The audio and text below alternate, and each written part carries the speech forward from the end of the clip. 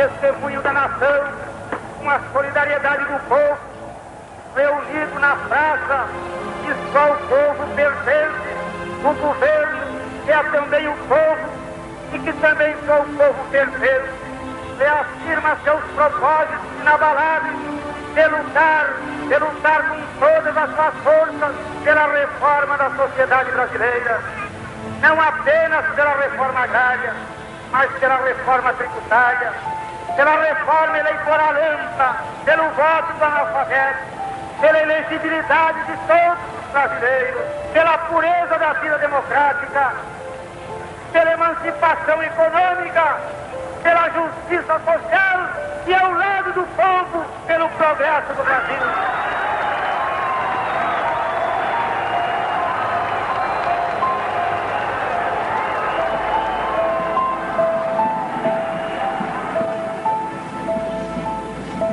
Atenção Brasil!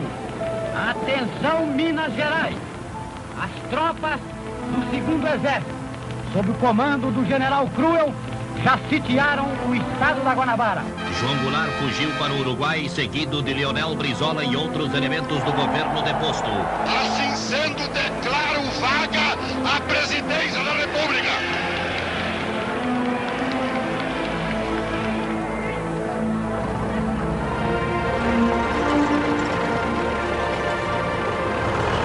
Meu pai era muito amigo, o pai foi político, foi deputado, foi senador, muito amigo do Magalhães Pinto, deve ter ficado sabendo de alguma coisa antes da hora. Estava em Brasília e mandou um recado para minha mãe não me deixar sair de casa de jeito nenhum. Minha mãe me segurou um dia até que eu acabei saindo de casa, mas quando saí a situação já estava definida. Eu me lembro que eu morava em Copacabana e eu saí com um amigo de rua, assim, que também é uma pessoa mais de esquerda, e fomos na direção do Forte Copacabana ver o que dava para fazer. No meio do caminho nós soubemos que o forte tinha sido tomado pelos golpistas. E já era um clima de comemoração na classe média do Rio, as pessoas botando bandeira do Brasil, o comunismo foi derrotado, aquelas coisas e tal.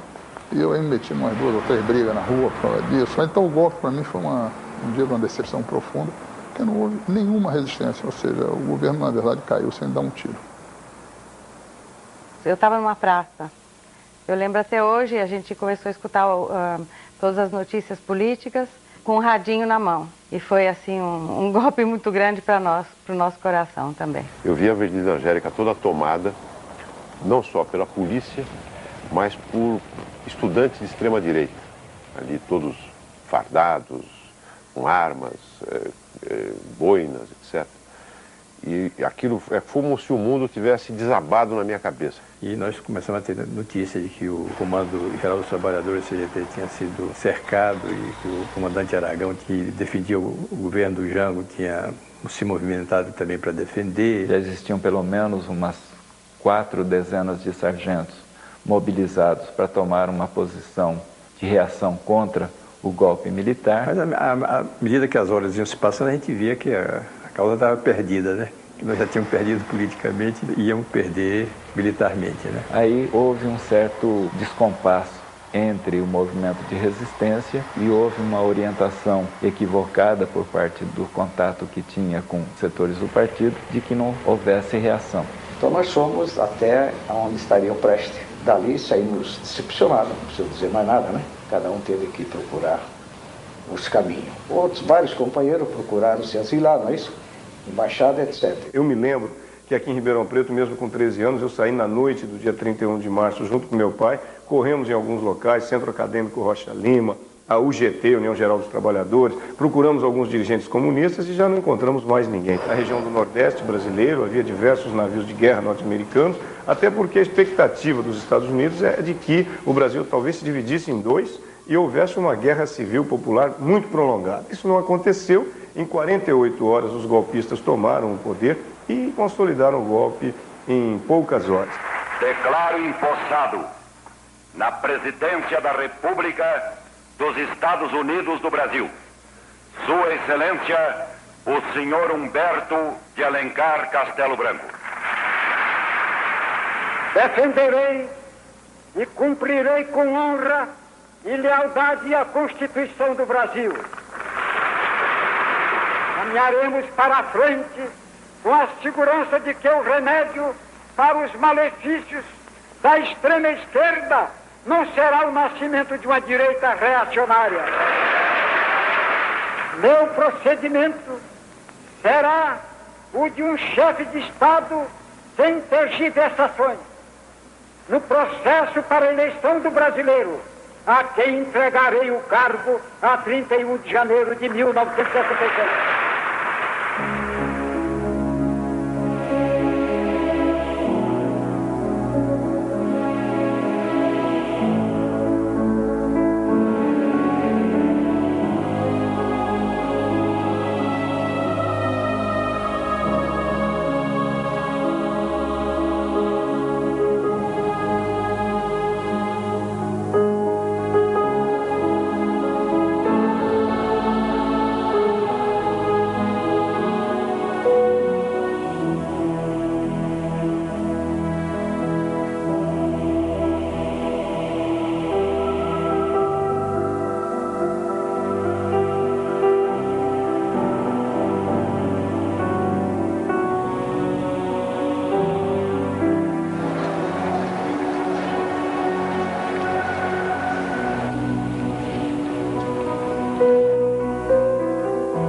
Eu acredito que a hipótese do golpe existia. O que não existia era uma avaliação que o golpe seria vitorioso. A avaliação é que o golpe seria derrotado. Ou seja, o que se superestimou foi o chamado esquema militar de João Goulart, né? As forças legalistas, as forças que estavam no governo, nacionalistas, populares, acreditavam que tinham apoio na sociedade, apoio político e apoio nas Forças Armadas para derrotar os golpistas.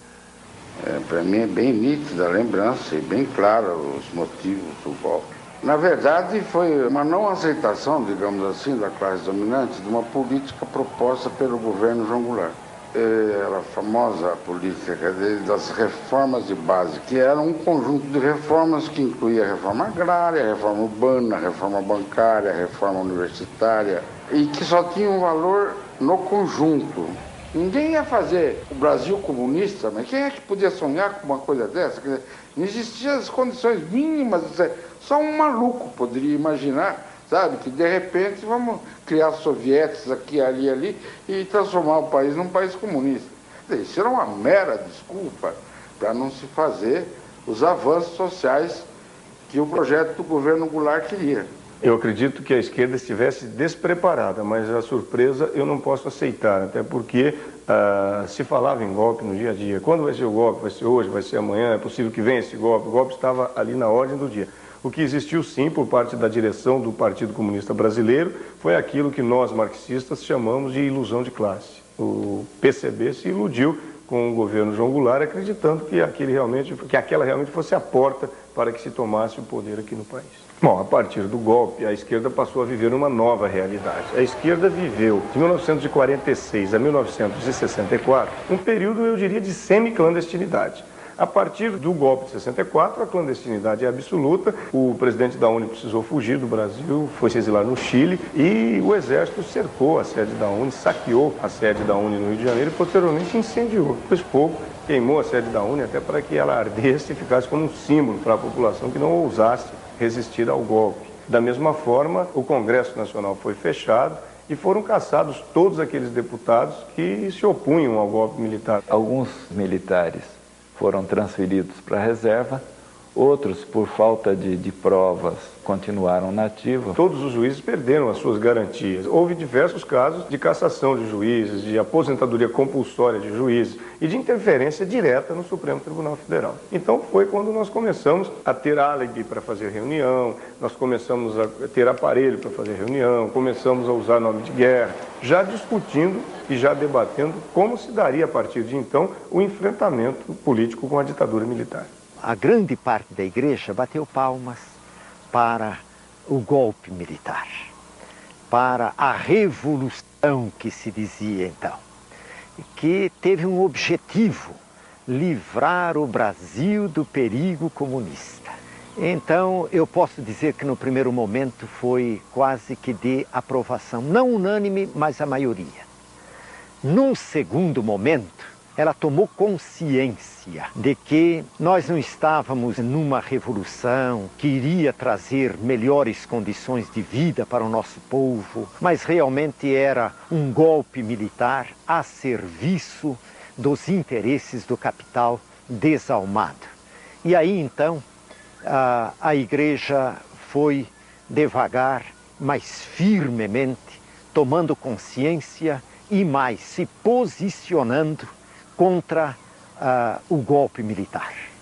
A principal preocupação do movimento estudantil no começo da ditadura foi manter vivas as organizações estudantis, porque os sindicatos estavam sob intervenção. Os partidos políticos, antes da criação do MDB, não sabiam para que lado iam. Aonde pudesse haver foco de resistência, eles raparam. O que sobrou? Uma mocidade pura e generosa, contaminada com a ideia das reformas de base, que ia tirar o Brasil do atraso, de um Brasil feudal. Eles se indignaram, que só não se indigna quem não tem vergonha.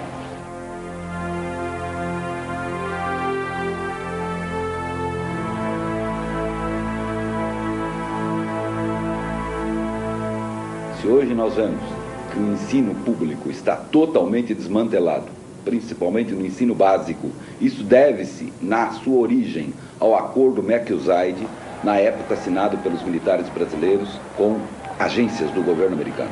Por esse acordo McBride passou-se a priorizar o ensino privado em detrimento do ensino público. E gradualmente o ensino público foi sucateado. Na verdade, os militares plantaram o ovo da serpente num país com uma carência enorme educacional como nós temos hoje.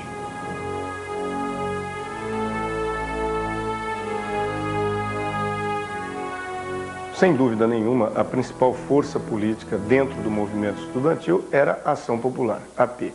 A Ação Popular era um grupo que se originou na Igreja Católica, que tinha a hegemonia dentro do movimento estudantil brasileiro e continuou com essa hegemonia enquanto se pôde fazer movimento estudantil no período da ditadura militar.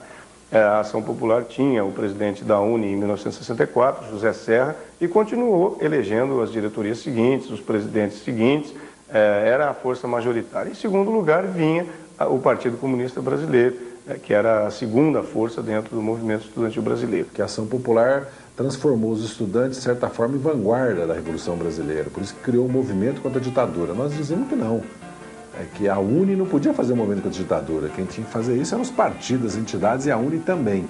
Então nós tivemos em vários lugares em que o movimento estudantil começou a fazer treinamento com as próprias forças de polícia. Quer dizer, aquele processo de que a polícia chegava, o estudante corria, começou a haver uma inversão também. O estudante, no meio daquela massa, começou a organizar grupos que voltavam contra a polícia. E muitas vezes a polícia corria, virava o carro da polícia e colocava fogo no carro da polícia. Meu caro amigo, me perdoe, por favor, se eu não lhe faço uma visita. Mas como agora apareceu um portador, mando notícias nessa fita. Aqui na terra estão jogando futebol, tem muito samba, muito choro e rock and roll. Uns dias chove, noutros dias bate sol, mas o que eu quero é lhe dizer que a coisa aqui tá preta. O Costa e Silva era uma regressão, não só dentro do golpe, como também era, na verdade, um fortalecimento das alas mais duras do regime militar, certo? E também era, evidentemente, um presidente muito pouco qualificado para dirigir o Brasil, né?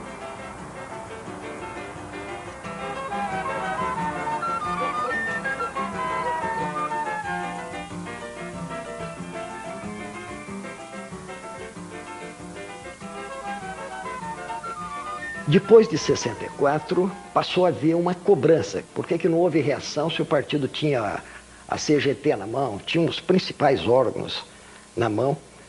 Por que não houve mobilização? E as respostas, nenhuma delas eram satisfatórias, nenhuma delas explicavam por que o partido não tinha reagido. Eu entrei no Partido Comunista Brasileiro com 15 anos em 1966. E já ingressei em uma época em que o partido tinha já designado seu 6º congresso, que ocorreria naquele ano, e já era um partido marcado por uma divisão, por um debate interno muito intenso, onde se discutia o papel capitulacionista do partido em 1964, diante do golpe militar, e já se defendia a tese da guerrilha, a tese da luta armada. Essa tese era abraçada por diversos nomes importantes dentro do partido. Fizemos uma discussão, inclusive com alguns companheiros da direção, de que deveríamos buscar um contato com o Carlos Marighella para acertarmos os pontos dessa discussão. Eu fui designado para fazer esse contato com o Marighella em São Paulo e fizemos esse contato ali no Trianon, em frente ao Trianon. Eu disse, bom, e a saída do partido? Porque eu tinha uma perspectiva, ele falou, não, a perspectiva não é sair do partido, é levar a luta armada para todo o partido. Aliás, era uma visão até muito inteligente para isso. E a ideia que eu pensei que o Marighella tinha um depósito de metralhadora, de armas, que eu falei, eu vou sair daqui com um trem carregado disso. Eu era estudante, eu tinha 22, 23 anos. E ele falou, não, a arma está ali no coldre do soldado. Se quiser arma, é lá que você tem que pegar. Se quiser mais arma, vai lá no tiro de guerra. Se quiser mais arma, você vai na delegacia de polícia. Não dava para acreditar que o Marighella fosse assumir uma postura de rompimento com o partido. E até ganhar isso tudo dentro do partido ia ser coisa de anos. Então criamos a Frente de Libertação Nacional, que era criar uma estrutura de organização para ir arregimentando aqueles companheiros que estavam de acordo com nossas ideias.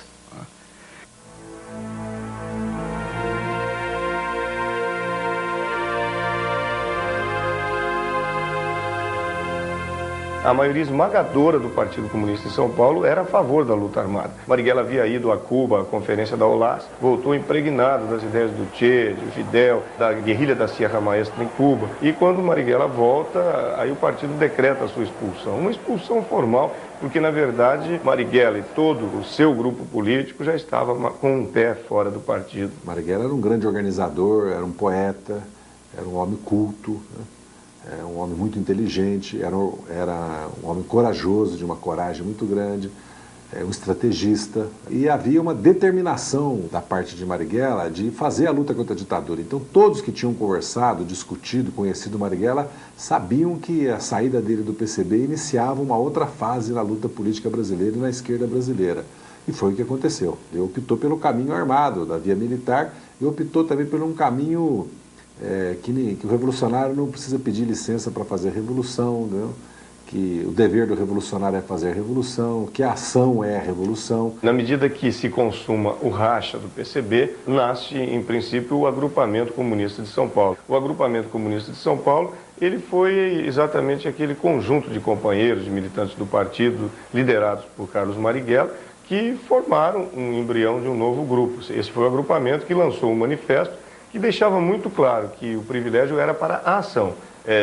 O Marighella criticava muito o fato de o partido ter aquele hábito de muitas reuniões, de ter muita conversa e de ir adiando a ação. Tanto é que, posteriormente, quando nasce a ALN, a sua denominação é exatamente Ação Libertadora Nacional. E a maioria dos estudantes optou por sair do PCB, pelas divergências que nós já discutimos. E fundaram as dissidências, porque não foi uma só, a dissidência do Rio Grande do Sul, dissidência de São Paulo, do Rio, de Pernambuco. As relações entre as organizações de esquerda no Brasil sempre foi uma relação de amor e ódio. Sempre. Havia discordâncias políticas de encaminhamentos, principalmente no movimento estudantil. E chegava-se às raias realmente do ódio interpessoas que tinham, no fundo, na essência, o mesmo objetivo contestatório de estruturas. No entanto, viam caminhos diferentes para que isso fosse atingido.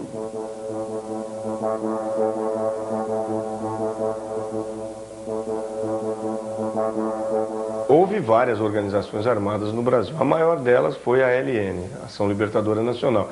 Mas nós tínhamos a VPR, a VAR Palmares, o MR8, o PCBR, algumas organizações menores, como o Movimento Revolucionário Tiradentes, a Ala Vermelha. A pulverização era necessária porque havia um conjunto de divergências muito grande com relação à avaliação do golpe de 64, o papel do caminho institucional, a discussão sobre a economia brasileira, sobre o futuro do Brasil, sobre como fazer a luta política, o papel da luta armada. Era muito difícil permanecer junto. Boa parte dessas organizações planejava no país instalar a guerrilha no campo, a guerrilha rural. O próprio objetivo da ALN era esse, era se fazer algum trabalho dentro da cidade, algumas ações de expropriação, alguns atentados e preparar uma infraestrutura para que pudéssemos ir ao campo e lançar a coluna guerrilheira, que era a proposta do Che Guevara, era a proposta do Régis Debray e era a proposta aqui da grande maioria das organizações brasileiras. O Marighella dizia o seguinte: a ação faz a organização. Esse era um dos dogmas da ALN. Ele achava que era preciso estimular a ação revolucionária, e ele via da ALN um estopim de várias ações revolucionárias, de vários tipos, seja de expropriação de bancos, seja de que se chamava na época propaganda armada, seja na organização de greves, de protestos de massa. Ele achava que a ALN devia ser um órgão estimulador de organizações, de ações, que, segundo ele, o povo estava pronto para fazer, para executar, mas faltava alguém que lhe desse a tecnologia, os instrumentos, né, a orientação política. Quando houvesse a guerrilha rural, ela seria um fator de aglutinação de todos esses núcleos que pipocariam no Brasil inteiro. Ribeirão Preto tinha uma ligação, a ALN daqui era uma parte da ALN de todo o país. As ligações eram profundas e aqui a gente recebia a orientação de São Paulo, recebia companheiros que faziam treinamento de guerrilha aqui na região. A ALN aqui chegou a ter um sítio onde nós treinávamos, fazíamos preparação de tiroteio, de utilização de armas, de explosivos, preparando-nos para enfrentar a ditadura militar. E eu, no começo, estava na frente de massa e logística, e depois passei a pertencer ao grupo chamado Grupo Tático Armado, GTA. Aí nós fazíamos ações militares, sequestro, bombas, enfim, assaltos a banco. O surgimento da Aliança Libertação Nacional foi um reforço muito importante, porque o espaço deles era um espaço maior, era um espaço a nível nacional. Embora a maior força centrasse dentro do estado de São Paulo, mas era uma ligação a nível nacional. Aqui em Ribeirão Preto fizemos diversas ações, ações tanto de acumular material, como ações propagandistas, ações que era para avaliar a nossa capacidade de como percorrer no meio da repressão, sem ser preso, e como desenvolver uma atividade para um outro tipo de atividade. Então, uma série de coisas, que era treinamento empírico, não tinha nenhum treinador cubano aqui, nenhum vietnamita para ensinar isso aí. Então, muitas vezes você recorria a manuais do Ho Chi Minh, do GIAP, até manual do escoteiro nós usamos aí para como fazer luta de campo. Né?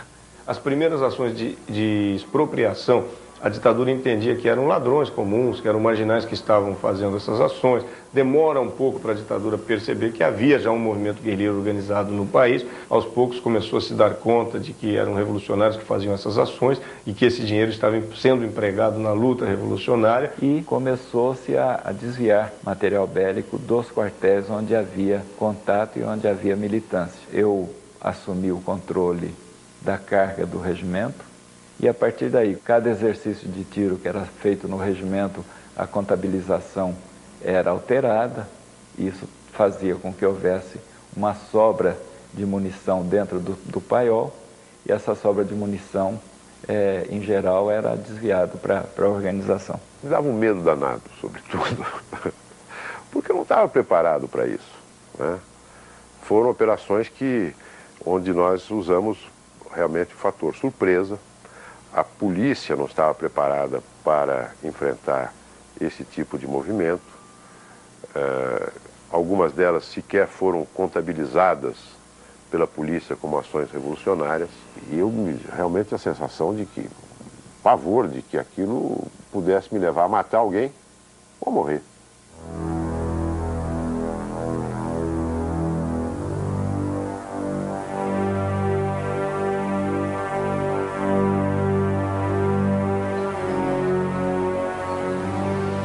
Che Guevara foi uma tristeza muito grande.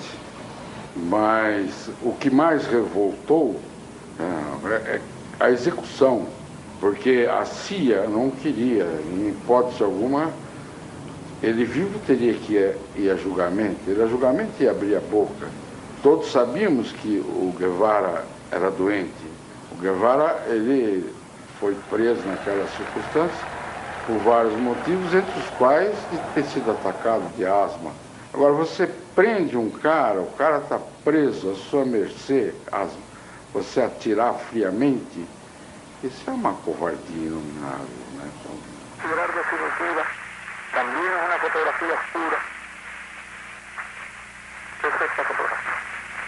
Mas o que era a expectativa de uma revolução internacionalista, era a expectativa de estender a revolução pelos continentes do terceiro mundo, pela Ásia, pela África, pela América Latina. Paralizando a mano armada del invasor. Proclama que conta com a compreensão e apoio de todos os pueblos do mundo. A morte do Che Guevara foi vista como um sacrifício de um herói revolucionário, que deixou um exemplo a ser seguido, passou a ser um símbolo a ser imitado. Um símbolo, o seu sacrifício, a capacidade de se doar por uma causa altruísta.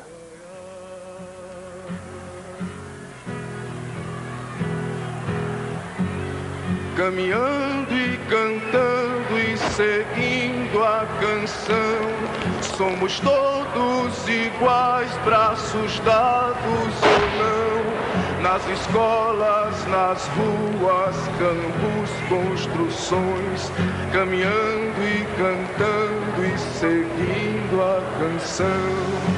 Vem, vamos embora, que esperar não é saber. Quem sabe faz a hora, não espera acontecer.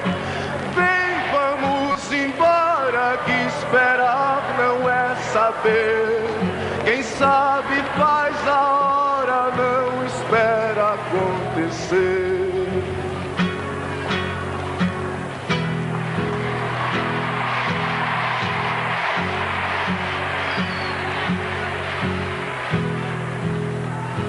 Foi o ano do ponto alto do movimento estudantil, do movimento de massa. Acontece a morte do estudante Edson Luiz no calabouço. A morte de Edson Luiz representou um momento diferente, né? Era a primeira vez realmente que havia uma reação com armas por parte do Exército. Por outro lado, o próprio enterro do Edson Luiz, no dia seguinte, foi uma demonstração contra a ditadura, né, muito grande. O seu enterro foi proibido pela ditadura, teria que ser um enterro secreto, clandestino, fechado. E, no entanto, mais de 65 mil pessoas compareceram ao enterro, fizeram dele uma manifestação política muito bonita, muito forte. A partir daí nós tivemos assim, uma série de episódios importantes, as greves operárias em Minas Gerais, em Belo Horizonte, em Contagem, as greves de Osasco, que foram já greves marcadas pela presença da direção da guerrilha. Tivemos o 1º de maio na Praça da Sé, que foi organizado pela LN, também participando dele a VPR. O 1º de maio da Praça da Sé conseguiu juntar mais de 10 mil trabalhadores que expulsaram de lá o governador nomeado pela ditadura, o senhor Abreu Sodré. Os trabalhadores derrubaram o palanque, botaram para correr toda aquela gente ligada à ditadura, inclusive os pelegos sindicais apoiados pelo PCB que estavam no palanque junto com os membros da ditadura militar. Em junho nós temos a Sexta-feira Sangrenta no Rio de Janeiro, que foi um dia de muita agitação, que foi um dia em que pela primeira vez morreu um policial militar. Pela primeira vez numa manifestação eles tiveram uma baixa do lado de lá. Eu participei daquela batalha e me marcou muito também, principalmente pela demonstração de que a gente tinha apoio, né? Dos prédios, choviam coisas em cima dos soldados. Alguns dias depois acontece a passeata dos 100 mil, a passeata em que realmente havia sido proibida pela ditadura, mas após um entendimento de bastidores, do qual participou muito a classe artística no país, do qual participou o próprio então governador do Rio de Janeiro, intermediando, a ditadura acabou concordando em tirar as tropas das ruas e impedir, de fato, um banho de sangue que seria consumado, porque mais de 100 mil pessoas compareceram. A ditadura havia proibido o direito de organização e de manifestação e a liberdade política partidária. E nós havíamos decidido que as ruas eram do povo e dos estudantes. E por isso nós fomos disputar as ruas com a ditadura, quer dizer, a passeata, a manifestação, o comício relâmpago, não? Era para nós uma questão de princípio. Isso que era importante, era mudar o mundo, era criar uma sociedade para nós, uma sociedade para todo mundo, uma coisa diferente, né? Buscar a felicidade, isso estava muito intrínseco, né?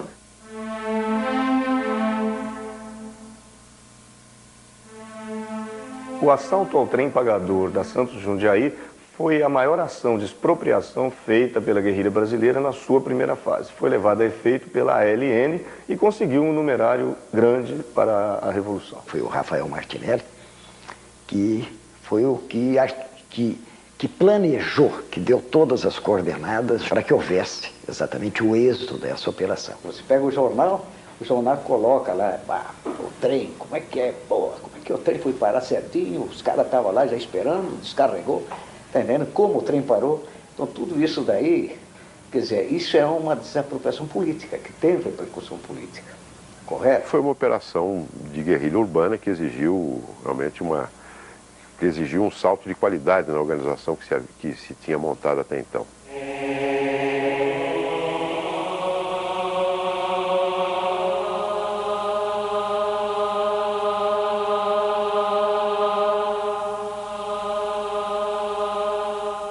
Do ponto de vista do choque dentro do movimento estudantil, você tinha, na verdade, duas forças, a AP e as dissidências. Você tinha ainda a direita no movimento estudantil, que é uma coisa que, a meu ver, se estudou pouco, se fala pouco. No Rio de Janeiro, particularmente, onde eu fiz movimento estudantil, primeiro você tinha uma direita fascista, que tinha força em 64, foi quem queimou o prédio da UNE. Particularmente na minha escola, em 67, nós tomamos pela primeira vez o diretório acadêmico da mão da direita, entende? Foi uma batalha, inclusive física. O CCC surgiu em São Paulo por volta de 67 ou 68 e era um movimento violento, né? Eles invadiam teatros, atrapalhavam peças, agrediam atores, agrediam os eventuais militantes de esquerda que eles encontravam, e era de uma violência grande. E os jornais noticiavam isso. Nós aqui em Ribeirão, na Faculdade de Medicina, nós tínhamos um ideal de direita, direita próxima do centro. E havia necessidade de radicalizar um pouquinho a direita para contrabalançar o radicalismo que existia de esquerda. E nós aproveitamos a sigla do CCC para que nós pudéssemos blefar em cima da esquerda e eles acharem que nós tínhamos total e restrito apoio do CCC lá em São Paulo.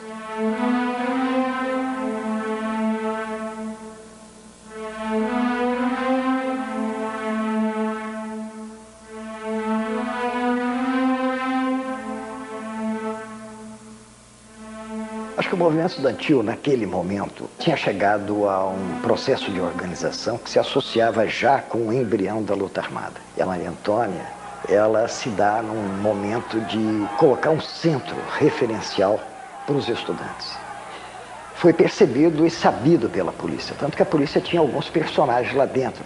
E utiliza o pessoal da direita, do Mackenzie, que ficava logo ali ao lado, e policiais da área civil. Não foi uma guerra dos estudantes da Maria Antônia e da filosofia da USP contra o Mackenzie. Foi a direita do Mackenzie, porque nós éramos a maioria no Mackenzie. A maioria dos centros acadêmicos eram filiados ao UER. Eu vim a saber, na ocasião, no momento, que existiam policiais em cima do Mackenzie participando da batalha e atirando nos estudantes da USP.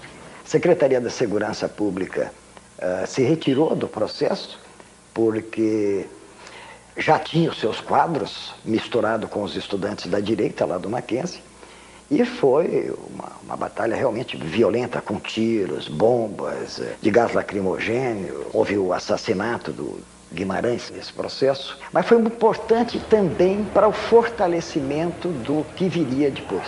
Muita gente foi treinada dentro desse processo. Logo após o assassinato do José Guimarães, diversos estudantes começaram a comparecer ao local, inclusive o presidente da UEE na época, José Dirceu, pegou a camisa ensanguentada do nosso colega e fez um discurso assim muito emocionado. E a partir daí, o pessoal foi para as ruas, a polícia tentou impedir e os estudantes estavam muito revoltados com o crime. Diversas viaturas policiais foram viradas e incendiadas nesse dia.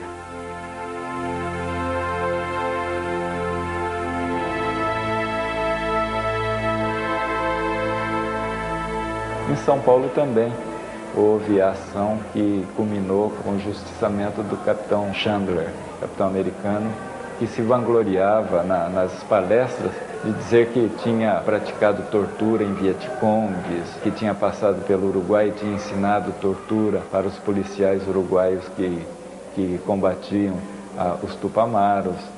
Então, essas informações chegavam à organização através do movimento estudantil e a partir daí foi planejado o justiçamento em homenagem à morte do Che. Com toda franqueza, achei muito justo, porque ele, como outros, eles vieram aqui fazer o trabalho sujo do governo norte-americano de ensinar a tortura aqui para a nossa repressão. Eles vieram aqui para isso.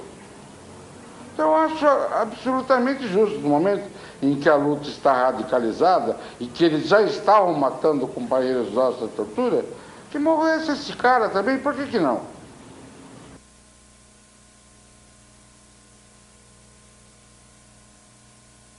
O Tito veio aqui me pedir: Dona Terezinha, nós precisamos de um sítio para fazer um congresso. Toca a campainha, entra o Simões.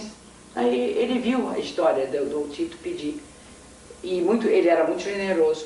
Mas eu tenho o meu e cedo. Nós conseguimos levar quase 800 delegados no que pese todas as condições de ditadura, de repressão, de clandestinidade, e fizemos o congresso no sítio na cidade de Ibiúna.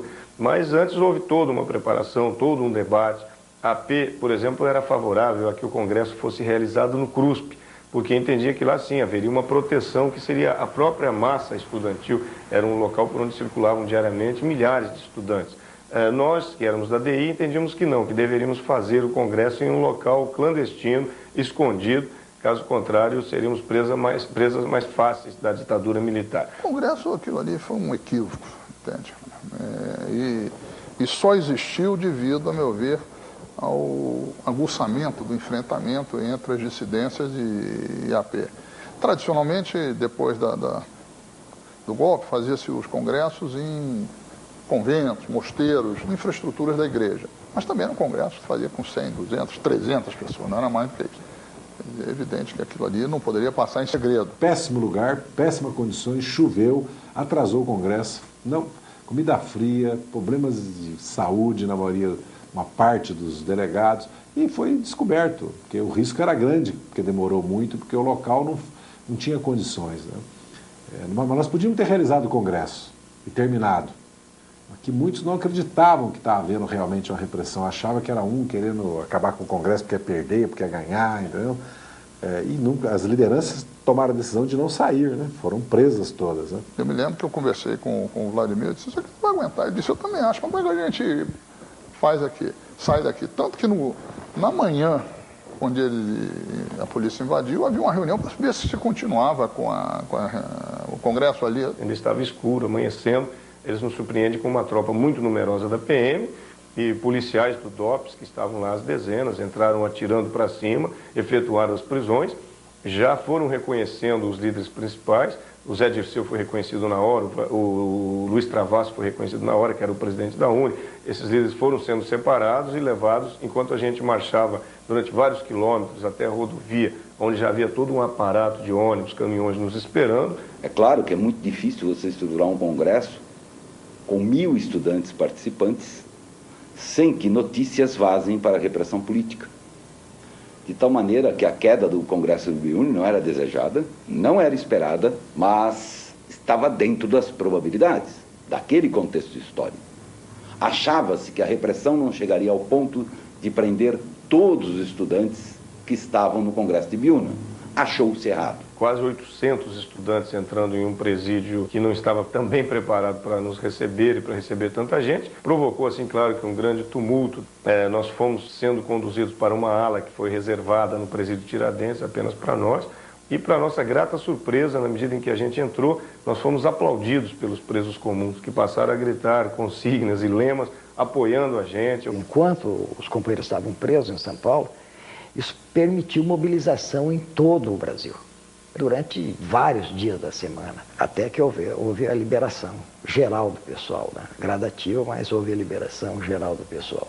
A partir do Carandiru, nós éramos levados para o DOPS, e no DOPS a gente era interrogado, e aos poucos eles iam libertando. Em primeiro lugar, libertaram aqueles que eram primários. Eu me incluía entre eles, eu tinha apenas 18 anos, foi minha primeira prisão, e saí logo com a primeira leva de presos. Deu uma sorte danada, eu saí com habeas corpus, que foi concedido no dia 11 de dezembro, e no dia 12 foi cumprido, no dia 13 veio o AI-5, e os outros 4, que os advogados, por razões de técnica processual, haviam dividido em 2 turmas, os outros 4, o habeas corpus foi concedido também, mas no dia 12 foi para São Paulo no dia 13, o dia 13 era dia do reservista, portanto a auditoria militar não funcionava, não foi liberado, de noite veio o AI-5 e eles ficaram mais um ano e meio, teve gente ali que ficou mais 1 ano e meio preso.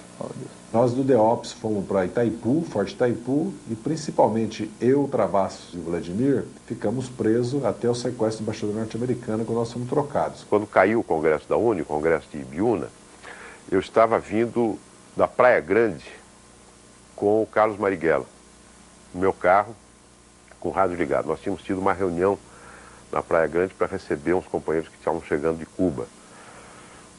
E nós ouvimos, eu ouvi pelo rádio a notícia de que os estudantes tinham sido presos em Ibiúna. Eu já não era mais estudante.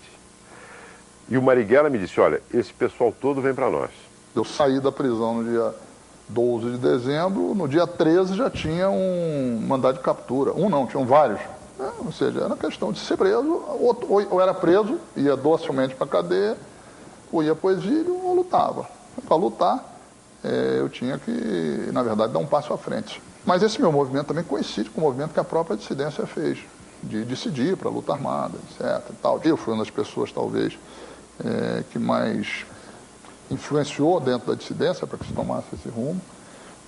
Eu sou responsável por isso, sei disso perfeitamente.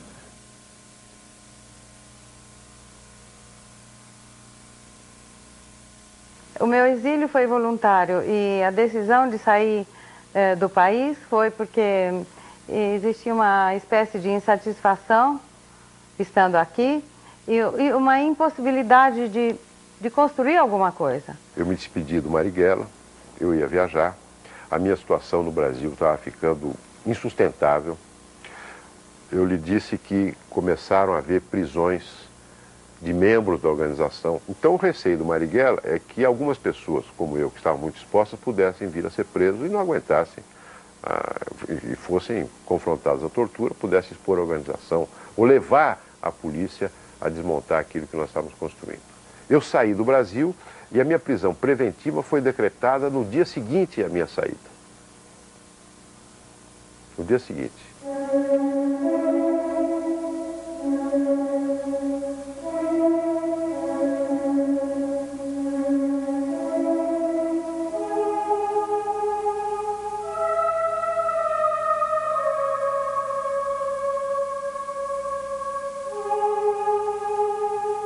A invasão da Universidade de Brasília em agosto de 1968, ela teve repercussão nacional e até internacional. A violência foi inominável, estudantes espancados, professores espancados, nem a diretoria da universidade foi respeitada. Em virtude dessa invasão, o deputado Márcio Moreira Alves fez um discurso muito forte contra a ditadura no Congresso Nacional. Isso provocou uma reação e o governo falou, bom, vamos exigir a cassação do Márcio Moreira Alves. E como não conseguiu isso dentro do Congresso, cassaram o Márcio Moreira Alves e fecharam o Congresso. E o seu pedido de cassação, que acabou sendo negado pelo Congresso, foi o estopim do ato institucional número 5. Isso me parece uma estratégia montada, quer dizer, a direita já tinha isso já elaborado, porque foi uma provocação, não tinha nenhuma razão. Sexta-feira 13, parece filme de horror, mas foi verdade. Eu acho que foi como eu disse, a última pá de cal em qualquer possibilidade de algum jogo político mais decente. O AI-5 significa a perda das liberdades relativas que ainda existiam pós-golpe de 64. As grandes transformações culturais começaram a ocorrer já durante o golpe de 64. As peças teatrais, teatro-oficina, o cinema novo, o tropicalismo, os festivais, tudo isso ocorria antes da vigência do AI-5. A censura passou a ser prévia, os programas de TV passaram a ser gravados. A partir do ato 5 havia censores dentro das redações de jornal e nenhum jornal era impresso sem que fosse lido antes pelo censor, que dizia essa matéria pode sair, essa matéria não pode sair, essa pode sair, mas tem que ser cortada em tal parte. As músicas eram censuradas em sua letra, muitas vezes eram proibidas de serem gravadas, o teatro foi mutilado, o cinema castrado, a literatura foi castrada também. A partir do ato 5, a ditadura conseguiu o seu objetivo inicial, que foi transformar o Brasil em um estado policial. A polícia podia chegar, invadir uma casa a qualquer hora, do jeito, da maneira que eles quisessem, à procura das pessoas julgadas que era comunista. A luta armada é uma decorrência disso. Ou a aceitação da ideia da luta armada. Eu acho que a maior parte de nós, a partir de 13 de dezembro de 68, se convenceu que não havia outro caminho. A reação não pode ser outra. Se você ama teu país, você acaba fazendo isso. Você ama teu país, você ama teu povo, você ama a liberdade. Você não tem alternativa. Tem gente que diz, não, foi o discurso do Márcio Moreira Alves que motivou o AI-5.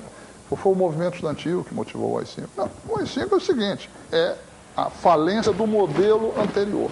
Podemos dizer o seguinte, o povo já era forte o suficiente para fazer falir aquele modelo anterior, mas não era forte o suficiente para restabelecer a democracia. Entende? E o sistema não era forte o suficiente para impedir a manifestação de povo naquele sistema. Precisava passar por uma coisa extremamente mais dura, rígida e calar toda a oposição, inclusive internamente dentro do próprio sistema militar.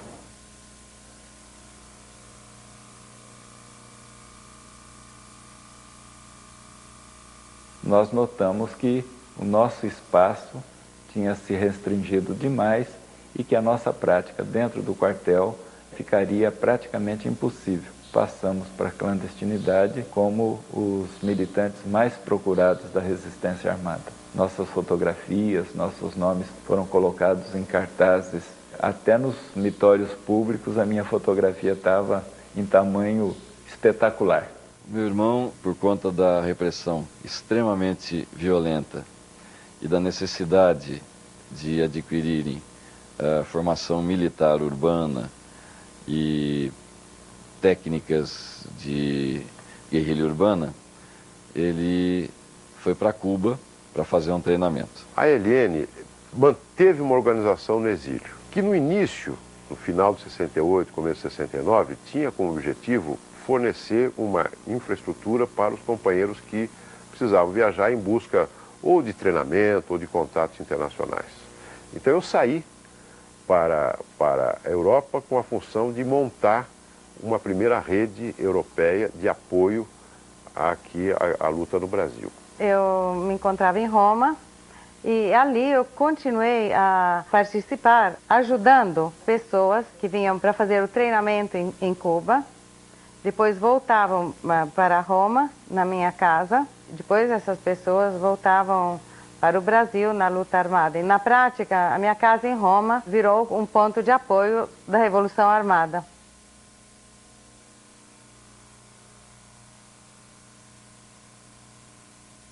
Na época da Grande Repressão, o diretor do DOPS era o senhor Romeu Tuma. Durante a sua gestão como diretor do DOPS, houve muitos assassinatos. O DOPS era uma casa de torturas, né? Mas o DOPS não bastava para a ditadura militar. Eles precisavam de um instrumento mais ágil e esse instrumento foi exatamente a OBAN, a Operação Bandeirantes, uma estrutura muito mais ágil, muito menos burocratizada, uma estrutura que não tinha que prestar contas nem mesmo ao próprio sistema, até porque era parte integrante desse próprio sistema. E, através disso, sim, se conseguia fazer uma repressão muito mais profunda.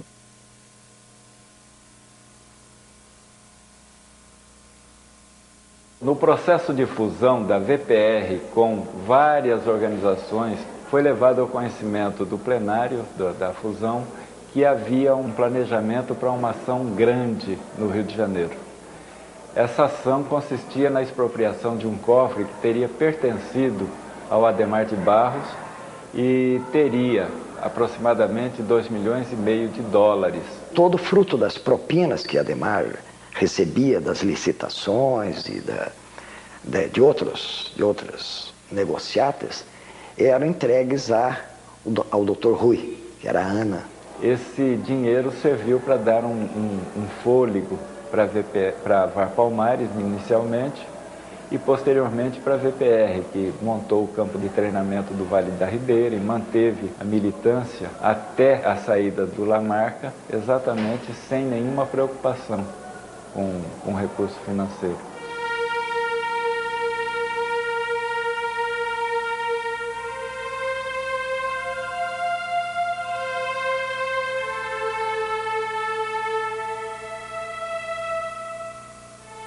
Vladimir estava preso numa ilha da Marinha e nós queríamos fazer uma ação para libertá-lo. E foram feitos alguns estudos, planejamento, e era uma coisa muito complicada. Aí nos veio a ideia de que, ao invés da gente tentar libertá-lo, nós teríamos outro procedimento. Um procedimento possível era capturar alguém e promover uma troca de prisioneiro. E a ideia que veio, vamos ver um embaixador americano, porque o embaixador americano nós imaginamos que, pela importância política que tinha, seria muito mais difícil para a ditadura se negar a fazer isso. Quer dizer, uma coisa assim, soltam pessoas que estão presas, inclusive presas ilegalmente. Entende? E nós soltamos essa pessoa que foi capturada. É curioso que nunca se usou a palavra sequestro, né?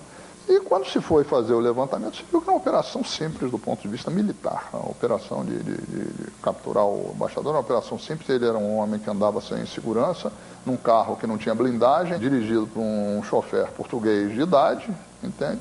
Então, o mais complexo da operação não era o ato da captura propriamente dito. Era você depois conservá-lo prisioneiro e a negociação e a troca. A dissidência poderia ter feito a operação perfeitamente sozinha, não havia nenhum problema, mas decidiu que uma operação daquela envergadura política poderia ser usada também como um instrumento para aproximação política entre as diversas organizações. E quando conversamos com a LN, no caso com o Toledo imediatamente topou. Nós fornecemos a infraestrutura, a casa, a operação, levantamentos, tudo.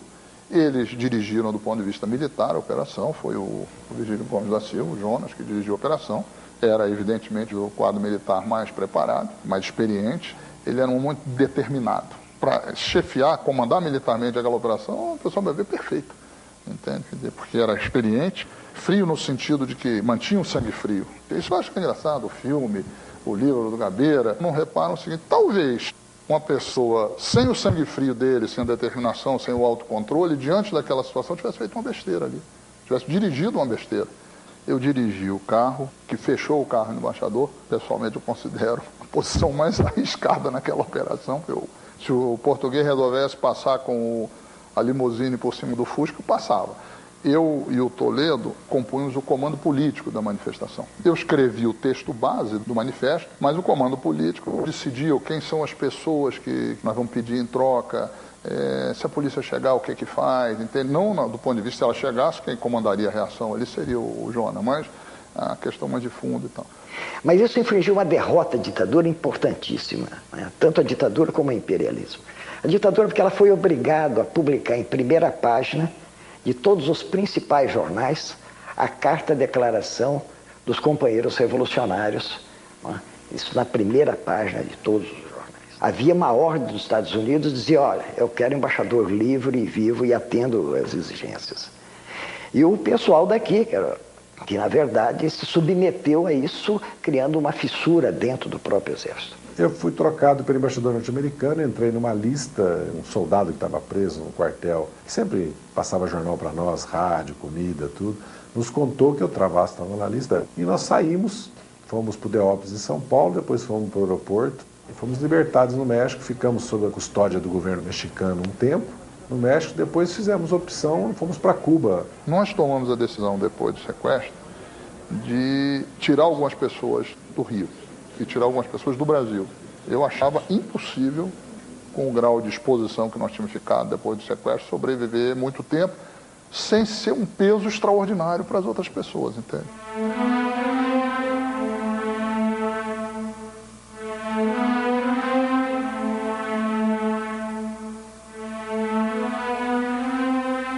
A ditadura entendeu também com o sequestro que se ela continuasse a apanhar daquela forma, ela iria cair. Imediatamente, é claro que auxiliada pela CIA, com as informações dos norte-americanos, que inclusive trouxeram para cá, na sua mala diplomática, os instrumentos de tortura, de choque elétrico e tudo mais, e as informações de contra-insurgência. A partir do sequestro do embaixador norte-americano, a ditadura recupera a iniciativa e começa, assim, a colocar em xeque as forças guerrilheiras e começa a impor derrotas à guerrilha urbana no país. Nossa prisão foi uma emboscada, quer dizer, aí estávamos eu e dois companheiros. Ele levou um tiro no braço e outro na perna, e eu levei um tiro na perna. Aí nós fomos presos, levados para a Operação Bandeirantes, que é na Tutóia, e lá foi o primeiro primeira sessão de tortura, de choque elétricos. E como nós ficamos várias horas sangrando, aí eles nos levaram para o hospital militar no Cambuci, que é o hospital do Exército, e lá, após um pequeno restabelecimento, continuou a sessão de tortura também em cima de macas, né?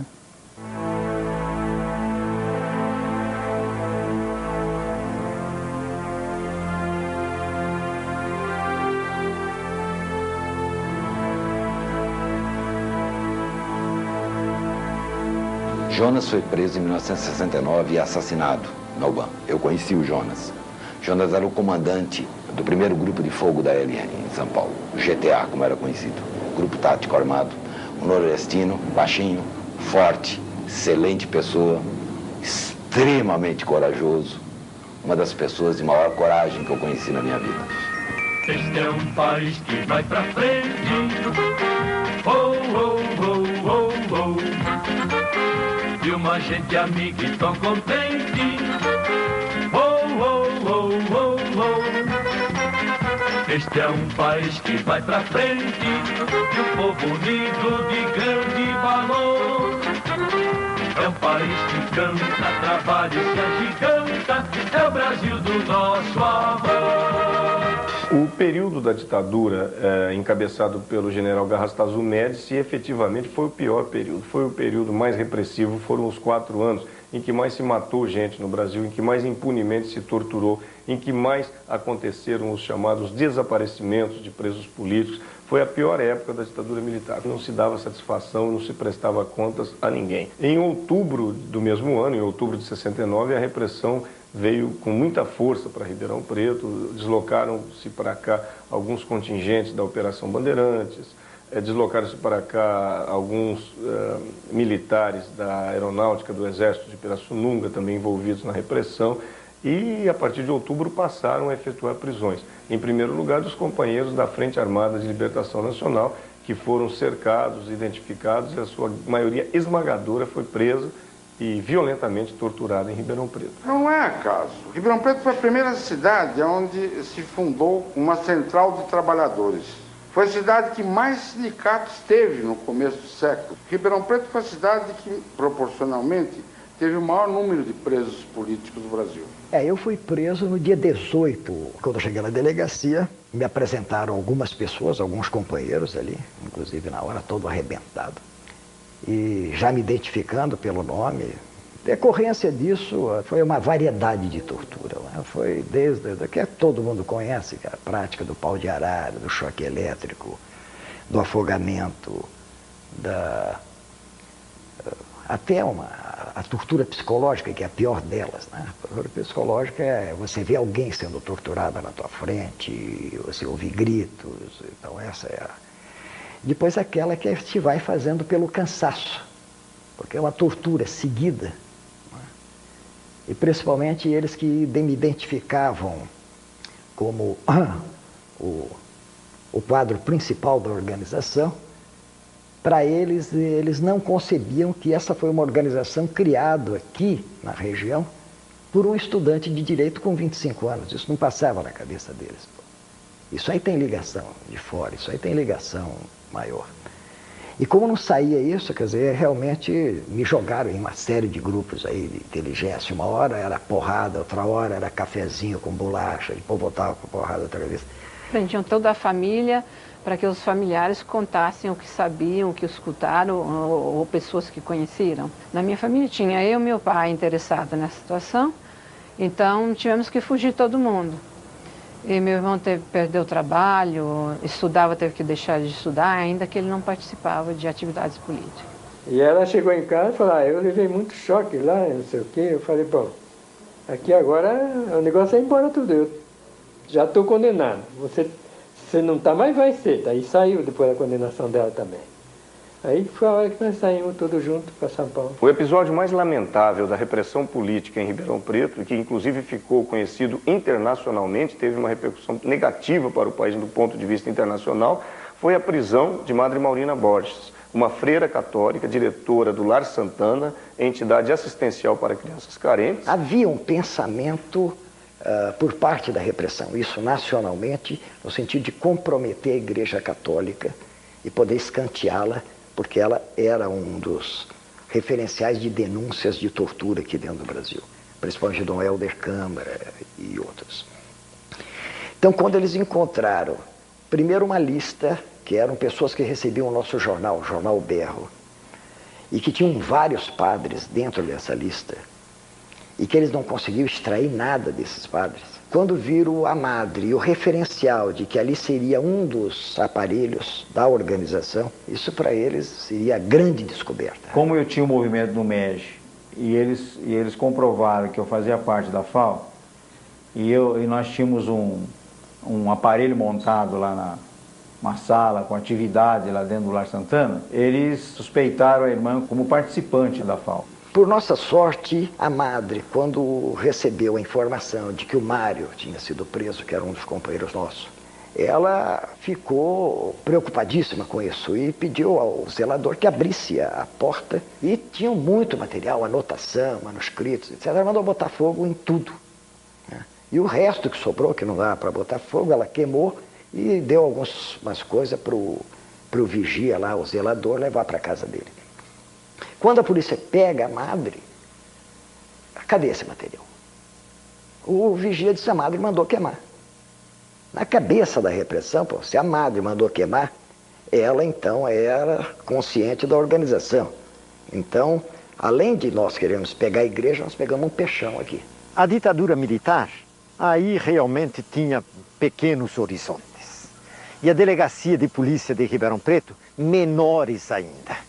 Em vez de fazer distinção, de fazer um interrogatório mais acurado a respeito do assunto, já pegou a diretora e a fez também subversiva. E quando eles queriam desmoralizar principalmente a mulher, então eles apresentavam um homem lá, um outro companheiro, para ver ela despida, sendo torturada, abusada.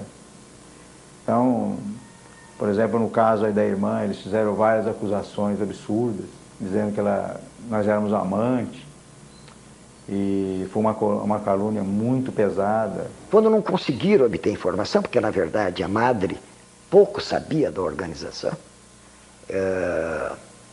eles então compraram um tremendo abacaxi, porque primeiro houve uma reação de todo o clero da região. Os delegados em Ribeirão Preto, Dr. Renato e Dr. Lamano, foram excomungados pelo senhor arcebispo de então, o franciscano D. Frei Felício César da Cunha Vasconcelos, com o apoio dos padres que nos reunimos com ele. Quando chegou no episódio da Madre Maurina, a ditadura militar colocou a mão nesta religiosa, a colocou atrás das grades, a caluniou de uma maneira vil. Então a pena foi de excomunhão. Em seguida passaram a atingir o grupo da LN, o nosso pessoal, que também majoritariamente foi preso, foi torturado. O quartel da Polícia Militar de Ribeirão Preto, que ficava no centro da cidade, foi ocupado pela UBAN e pelas forças da repressão, que com o auxílio de alguns policiais e torturadores locais de Ribeirão Preto, passaram a infringir as mais violentas torturas contra os presos políticos. Mais de 500 pessoas passaram pelas prisões em cerca de 40 dias. O quartel da Polícia Militar foi isolado e transformado em uma casa de tortura. Ribeirão Preto não é um São Paulo que as pessoas ficam lá torturadas e ninguém sabe, né? Aqui era diferente, sabia até na rua sobre as torturas que estavam existindo. Como pegaram, inclusive, na época que eu foragei, pegaram o meu filho que trabalhava no banco, o doutor Lamano, e torturou para ele revelar onde eu estava, porque eu já estava foragido nessa época, né? Que é o doutor Lamano, o doutor Renato Ribeiro Soares, esses foi, de Ribeirão Preto, foi os campeões da tortura.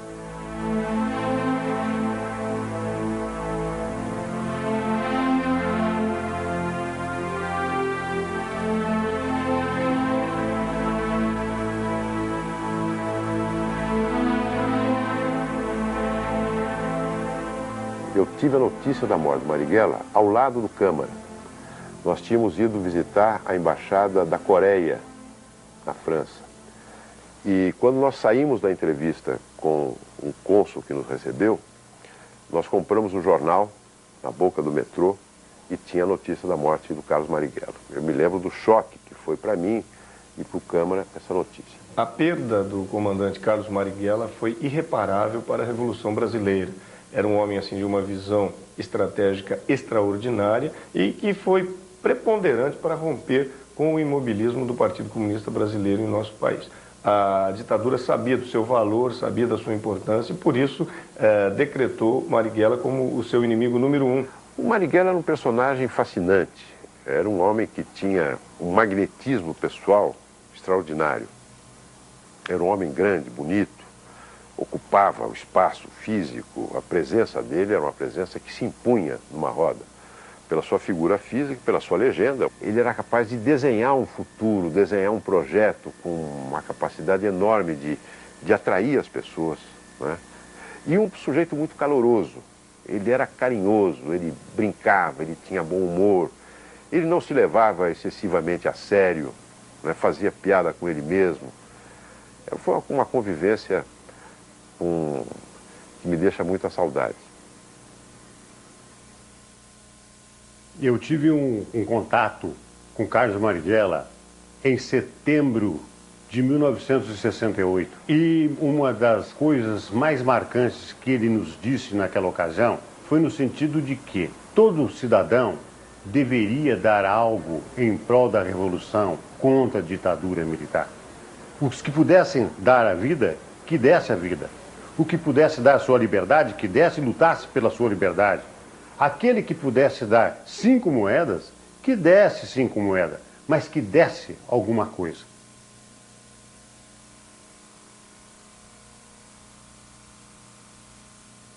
Fiquei lá 8 dias na sucursal do Inferno, porque aquela Operação Bandeirantes era a sucursal do Inferno. Quando eu vi um burburinho grande, entrou vivo, tem que sair vivo. Eu pulei na cadeira e olhei. O Tito ia saindo com os braços cortados, todo ensanguentado. Parecia um porco quando você corta. Coitadinho. Quando eu fui jogado na C-14, começaram a me aplicar choques elétricos. Na medida em que tanto a repressão sabia, quanto eu, como todos nós sabíamos, que as informações obtidas do preso, elas têm que ser obtidas rapidamente. Então minha tortura começou já no carro da UBAN, sequencialmente fui levado para a Operação Bandeirantes, lá me colocaram já na cadeira de dragão. Cadeira de dragão é uma cadeira, não é como essa, é uma cadeira em que você senta, ela é toda forrada de chapas metálicas, tuas pernas são presas, também chapas metálicas, também prendem tuas pernas, teus braços, e a partir daí, com o magneto, eles conectam aquilo ou ao teu escroto, ou à tua língua, ou a tua orelha, em 2 pontos do corpo, iniciam o processo de choque elétrico na cadeira de dragão. Isso era o preparatório. Isso, na verdade, era a sessão inicial, porque após a cadeira de dragão, em você não abrindo, você iria para o pau de arara. Então aí eu passei submetido a pau de arara, submetido a diversas sessões de palmatória nos pés, meus pés incharam, eu não podia mais andar. Eu estava sendo torturado num lugar chamado Cassino dos Sargentos, que era um barracão. E aí tinha uma porta, você quando está pendurado, você está vendo tudo ao contrário. E tinha uma porta, né, onde estavam os recrutas olhando, que alguém tinha levado os recrutas lá para olhar a tortura.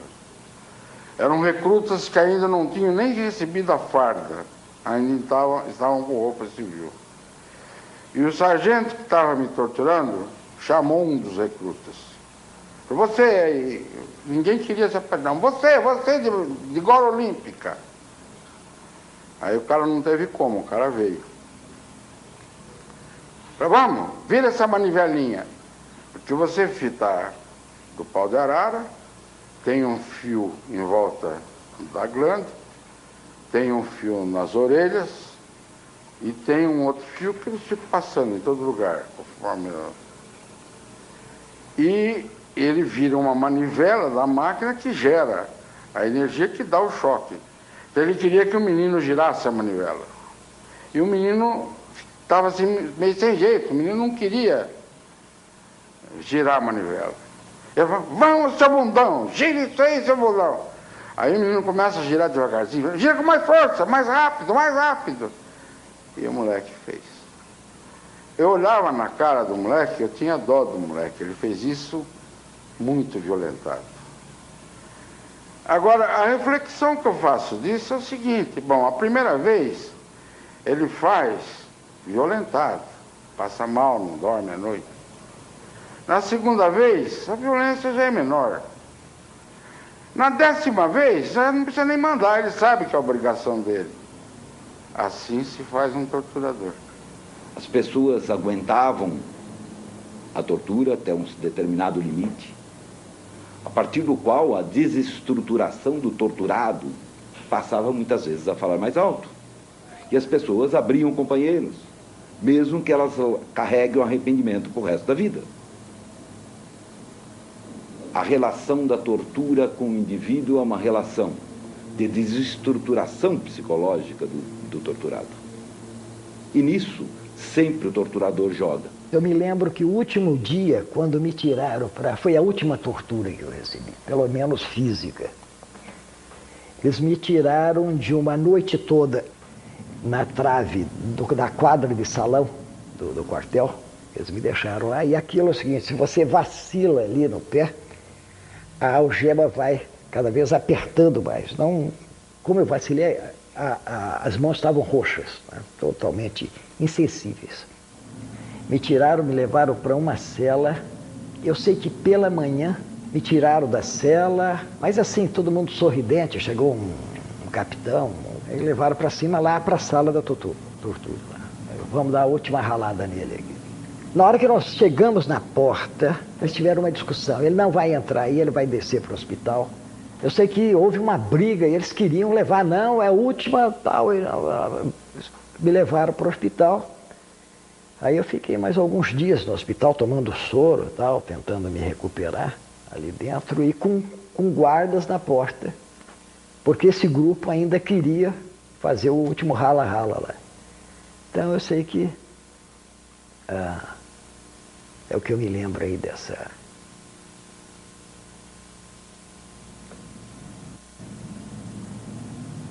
Foi terrível, ela foi muito torturada. E a minha filha, ela existe, tem problema até hoje. Ela tem hora que ela fica muito nervosa e até hoje a gente vê que afetou. Porque isso marcou assim fundo na nossa mente, que nem o tempo vai apagar. As cicatrizes visíveis são suportáveis. As cicatrizes invisíveis são insuportáveis. E todo militante que passou de alguma forma pelas mãos da repressão naquele período carrega cicatrizes invisíveis. Eu tenho as minhas. Tem que ter cabeça e vencer em tudo aquilo que estava passando. Como eu mesmo, quando cheguei na cela, onde estavam os companheiros, eu falava para os companheiros, isso aqui passa. Mas tem que ter cabeça aqui dentro agora para ver o que fazer. Todo aquele que tortura um homem indefeso se desfaz da própria humanidade. Como torturado, ele irá se desestruturar. Como torturado, ele desenvolverá aspectos esquizofrênicos. Só que o torturado é a vítima. O torturador é o algoz.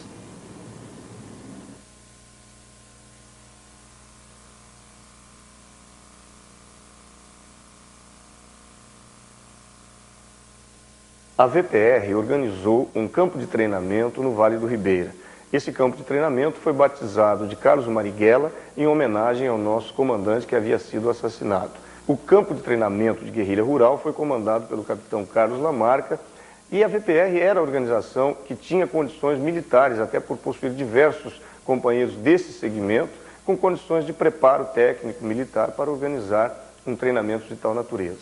Infelizmente, o campo foi descoberto e antes que ele cumprisse os seus objetivos. O Vale do Ribeira foi denunciado por um traidor, Celso Lungaretti, que deu informação sobre a grande região onde estaria funcionando o campo de treinamento. A partir daí, a região foi tomada por uma quantidade enorme de militares e forças repressivas. Os combates no Vale do Ribeira foram intensos. Milhares de soldados para lá se deslocaram, houve bombardeios, inclusive com o chamado agente laranja. Mas a imprensa, durante todo o tempo, ficou sufocada e pela censura foi impedida de noticiar os fatos. Eles acabaram sendo noticiados já no final da operação, quando era impossível se esconder o que estava ocorrendo naquele canto do Brasil. Aí o Lamarca tomou a posição de se retirar. E aí saímos, chegamos até o limite da reserva, marchamos aproximadamente uns 40 quilômetros, estávamos próximos de Eldorado. As forças repressivas se deslocaram para Eldorado e, através de uma delação, foi montada uma emboscada e nós fomos presos. Apesar de não ter sido possível para a VPR cumprir os seus objetivos no Vale do Ribeira, também ficou demonstrada a fragilidade das tropas da repressão, que não tinham o devido preparo para enfrentar a guerrilha. Prova disso é que poucos foram os militantes guerrilheiros presos naquela ocasião. Por várias vezes nós fomos colocados na ponta de vanguarda da patrulha para, em qualquer contato com o pessoal que estava sendo comandado pelo Lamarca, eles terem o salvo-conduto em função da gente estar ali como uma espécie de escudo. Depois de uns 10 dias eu fui transferido para São Paulo, fui para o UBAN. Durante 57 dias eu fui mantido preso e torturado.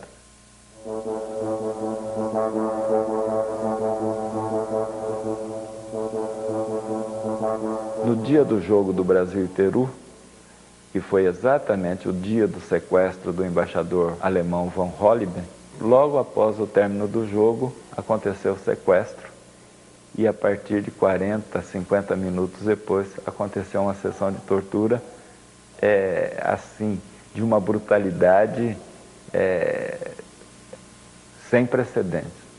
Então, eu fui torturado até a véspera da minha saída. Quando foi anunciado a lista, o meu nome apareceu na lista e eu só consegui ser colocado no grupo 3 horas antes da saída. 90 milhões em ação, pra frente Brasil, no meu coração.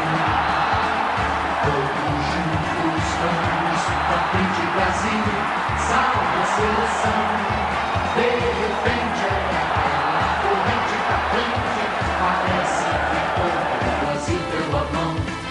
Todos ligados na mesma emoção, tudo é um só coração. Todos juntos vamos, pra frente Brasil, Brasil, salve a seleção. Todos juntos vamos, pra frente Brasil, Brasil, salve a seleção.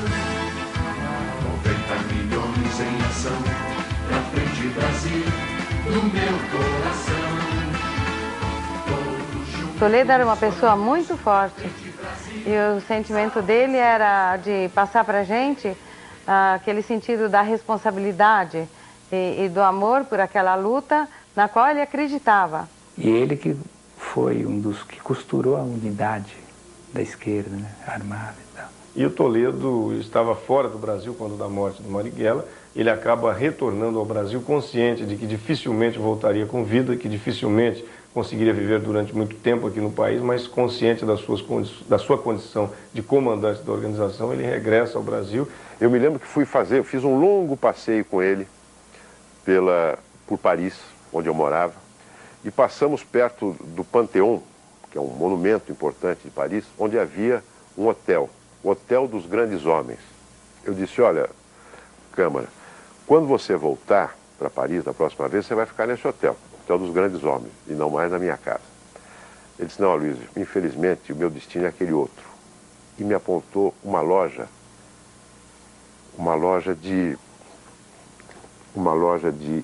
agência funerária. É tétrico isso, é terrível, mas mostra bem, não é, o drama que o Câmara viveu. Né?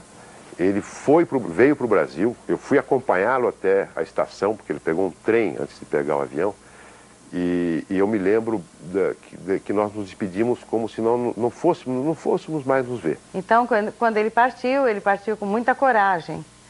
E o sentimento dele, a gente via dentro do coração dele que ele sabia do perigo que ele ia passar. Ele sabia. E nós também. Ali já foi Ali já a gente achava que já não... Depois do Toledo já não teríamos mais condições de nos reerguermos. Porque o Toledo era a característica dele era... Ele é um quadro organizador, né? Ele é um quadro diferente do Marighella, que ele é um agitador. Ele não, ele é o mineiro, trabalha em silêncio. E tinha muito contato, né? Eu sei que não foi só ele que pensou assim. Muitos outros líderes das organizações revolucionárias tiveram essa mesma atitude. Sabiam que o caminho que nós tínhamos escolhido estava errado, mas quiseram ficar até o fim. Não quiseram deixar os outros companheiros no abandono. Quando o indivíduo assume ser um revolucionário, para usar a palavra mais correta, isso aí implica em assumir todos esses valores. Então ele está fazendo uma luta que não é para ele, não é a luta dele. Eu não estou batalhando para ganhar na bolsa. A minha batalha é para a própria nação, a minha batalha é para a humanidade.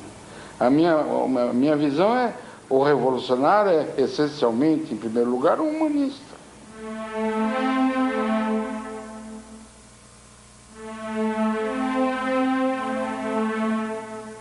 Eu fui buscada pelo Fleury, foi me tirar da venda dos olhos numa salinha pequena, onde tinha uma escrivaninha, e atrás dessa escrivaninha estava sentado Eduardo. Um segundo antes de eu entrar nessa sala, eu vi o Fleury, que me disse que eu ia entrar para ver o Eduardo e que eu tinha 1 minuto de tempo para falar com ele. Foi um impacto terrível, porque ele estava muito abatido, ele estava com os braços algemados em cima da mesa, ele tinha os lábios muito inchados, o rosto muito marcado e tinha sinais de hematomas pelo braço. Mas a única preocupação que ele teve naquele momento era saber se eu estava bem, se não me tinham tratado demasiadamente mal e se não tinha mais risco de eu perder a criança. Ele quis me tocar fisicamente a mão em cima dessa mesa e o Fleury disse que não e que a comunicação entre eu e ele já tinha terminado, tinha passado 1 minuto.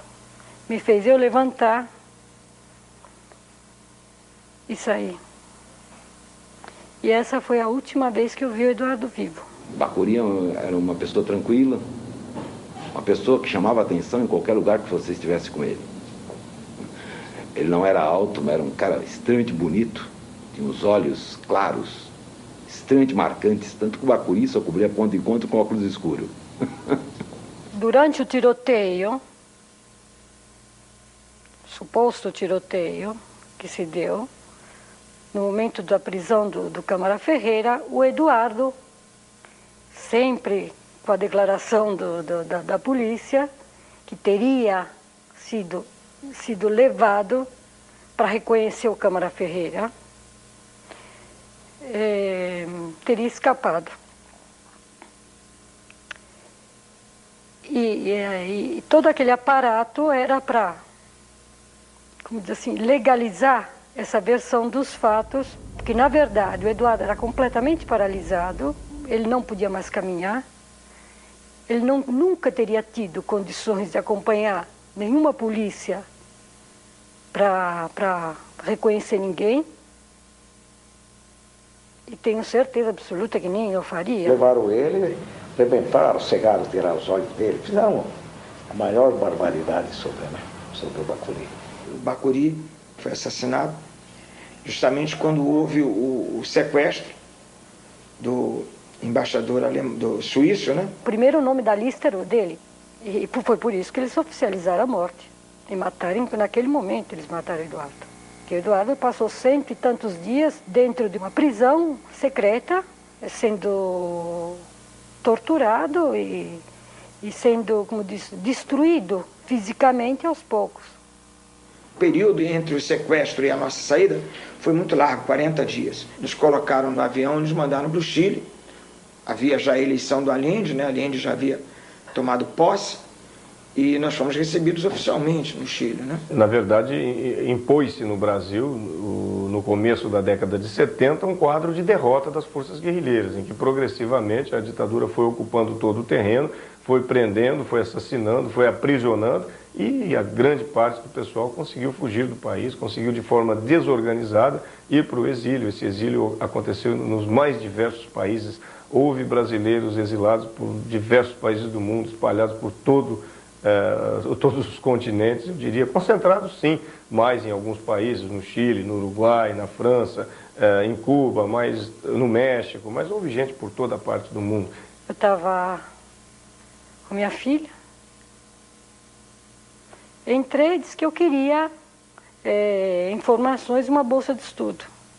O cara abriu a porta, eu entrei e não saí mais. E eu fiquei lá na Embaixada do Chile no Brasil. Eu entrei em agosto de 1971, eu fiquei até julho de 72. A minha filha, na época, entrou com 9 meses e saiu com 1 ano e 8 meses. Quando eu fui presa, eu tinha perdido todos os documentos. Eu saí com um pedaço de papel, uma folha de papel escrita o meu nome e o nome da minha filha, dizendo que estavam autorizados a deixar o país. No Chile nós conseguimos fazer uma estrutura boa, razoável da ALN, nós tínhamos esquemas para falsificação de documentos, nós tínhamos esquemas de aparelho para esconder companheiros, chegamos a montar até um treinamento militar no Chile, nós fizemos isso em conjunto com as demais organizações armadas brasileiras, ALN, VPR, PCBR, MR8, Vá Palmares, e tínhamos sim contato com as organizações de esquerda chilenas, que colaboravam com a gente. E no Chile já abrigava um grande número de exilados brasileiros, principalmente a garotada da outra esquerda, né? E então eu fui para o Chile com o apoio, obviamente, do Partido Comunista Chileno, né? Eu e minha mulher fomos encarregados de reorganizar o trabalho do nosso grupo no Chile e reforçar o trabalho de frente única de todas as forças que eram contra a ditadura, mesmo os partidários da luta armada. Nós fizemos parte desse movimento, reorganizamos, né? Acredito que nós soubemos aproveitar essa liberdade que a gente tinha no Chile. Para você ter uma ideia do que era esse movimento de unidade, no dia que nós fizemos uma reunião para organizar essas jornadas, tinham 28 organizações de esquerda brasileira lá. À medida que a ALN foi sendo desarticulada e que a própria perspectiva de luta armada foi sendo superada pela autocrítica que nós nos fizemos, pelo balanço que fizemos daquilo que havia acontecido no Brasil, a nossa organização passou a ter uma outra dimensão. Então aí o partido fez um investimento grande de recrutamento de quadros políticos e também de divulgação, de denúncia e de busca de apoio internacional para os que lutavam contra o regime, né? Então, agora, havia uma articulação em torno de algumas figuras. Na França nós tínhamos um núcleo, um comitê unitário, né, com pessoas de extrema esquerda e do Partido Comunista e personagens da esquerda independente que estavam ali. Na Itália, em torno do Gilles Riston e do Gianni Amico, se criou um grupo, o Gianni Amico italiano, o Gilles Riston brasileiro, um grupo de apoio à Revolução e denúncia da ditadura.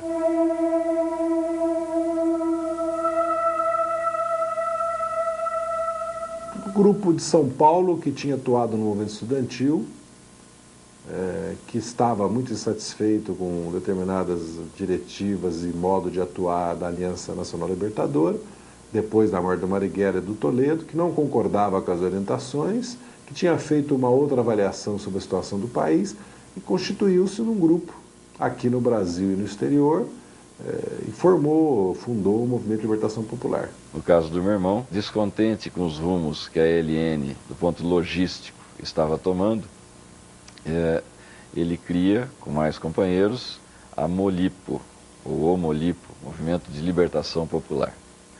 E é na militância do Molipo que ele vem a ser assassinado. A maioria, praticamente, a totalidade, praticamente foi assassinada pela ditadura. E alguns são desaparecidos até hoje. São poucos sobreviventes do Molipo. Mas também as condições eram, a margem de probabilidade e o risco era muito grande, né? Para você fazer ação militar, voltar clandestino para o país. Nós tomamos a decisão de voltar, mas os riscos eram grandes, né? Todos sabíamos, né? Todos vieram conscientes do que estavam fazendo.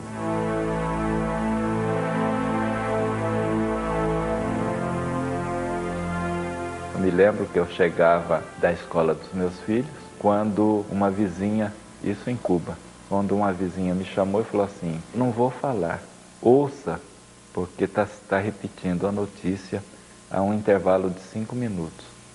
E a Rádio Relógio de Cuba, que repete notícias durante 24 horas, em seguida anunciou a morte do Lamarck. Eu confesso para você que nem a tortura, nem as experiências que eu tive anteriormente foram mais fortes do que a notícia da morte do Lamarck. Lamarck, para mim, era o amigo, o companheiro, o confidente, o quase irmão. Foi muito difícil receber a notícia da morte do Lamarck. O MR8 tentou tirar o companheiro Carlos Lamarck do país, ele se recusou: eu vou morrer aqui no Brasil, sabia que ia morrer. Muitas vezes eram atitudes que hoje podem se considerar inúteis, mas eram atitudes de comandantes, de pessoas valorosas, que não admitiam a derrota e que preferiam morrer do que sobreviver à humilhação da derrota, da perda. Eu acho que o que tem de importante nessa questão da morte, do risco da morte, é que as pessoas que se predispõem em função do seu ideal, a tentar caminhos diferentes na sua vida, elas assumem riscos. A morte fazia parte de um dos riscos. Nós vivíamos sob um risco monumental, mas você não tinha certeza que você estava para morrer, que você ia morrer. Uma coisa é você sair daqui e dizer: se eu sair por aquela porta, eu vou morrer. Isso é uma coisa. Se você estiver cheio de adrenalina em cima, talvez você saia. Se você não tiver, é muito difícil. Agora, outra coisa é você dizer assim: as minhas chances de morrer nos próximos 2 anos são de 95%. E eu vou continuar a fazer. E isso, a maioria das pessoas que fez a luta armada sabia que a sua chance de morrer nos próximos 2 anos era de 95%. Entende? E as pessoas faziam por quê? Achava-se que aquilo tinha um sentido. É um sacrifício que tinha um sentido. Que aquilo ali permitia o quê? Que a luta prosseguisse, que se derrubasse a ditadura, que você construísse uma sociedade mais justa, que avançasse para o socialismo.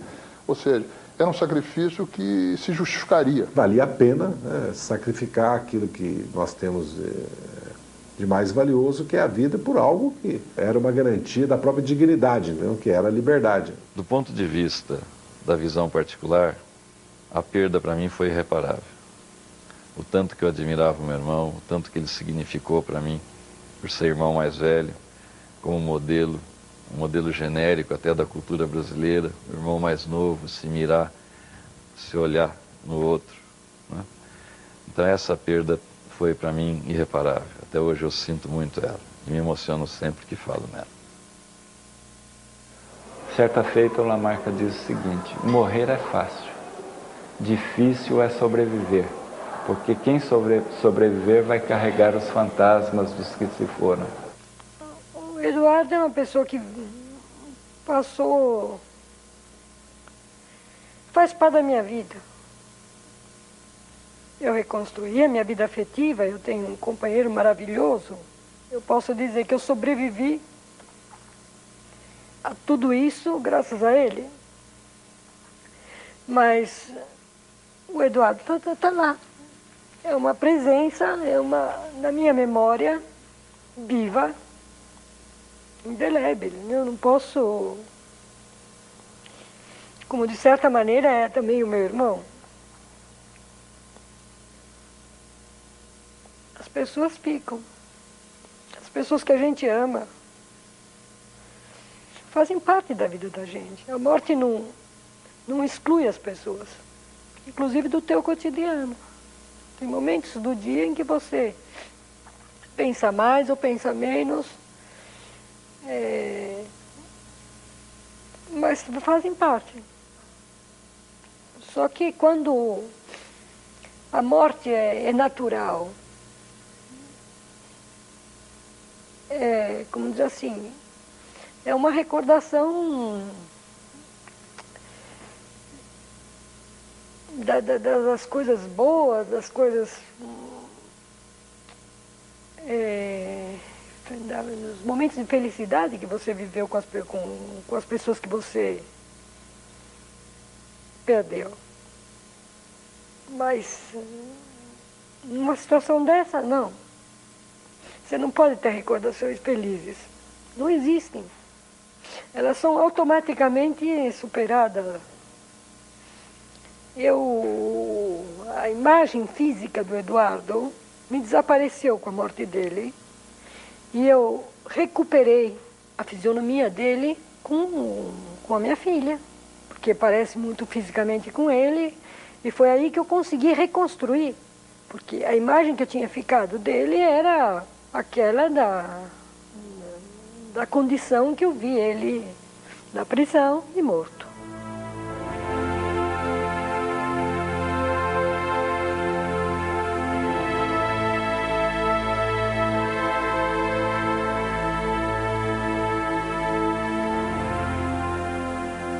A guerrilha terminou, de uma certa forma, derrotada dentro das cidades. Houve poucas tentativas de guerrilha rural.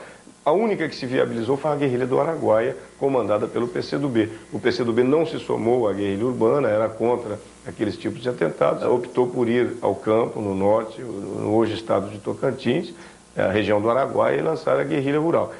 Esses militantes, ou a presença deles, foi descoberta pelas forças da repressão antes do tempo, e eles passaram, então, a ter vários enfrentamentos com as forças repressivas e tiveram que antecipar esses combates, acontecendo uma verdadeira guerra de guerrilhas na região, somando-se a eles uma parcela da população.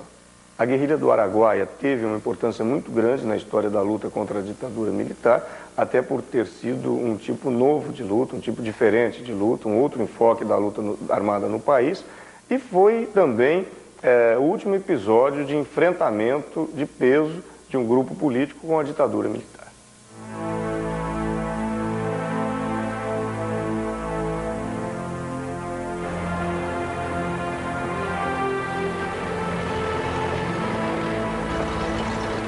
O golpe do Chile foi muito violento, o presidente da República, Salvador Allende, morreu assassinado, mais de 3.000 pessoas foram assassinadas, e Pinochet transformou o Chile em um grande campo de concentração, onde prisioneiros políticos se contavam aos milhares, onde a violência foi inusitada e onde a repressão também contra os exilados políticos foi muito grande. O principal estádio do país, o Estádio Nacional de Santiago, onde o Brasil foi bicampeão do mundo em 1962, transformou-se em um imenso presídio, onde muita gente foi presa, torturada, assassinada. Foi um choque muito grande, principalmente pela brutal repressão que se desencadeou, pela violência ideológica, né?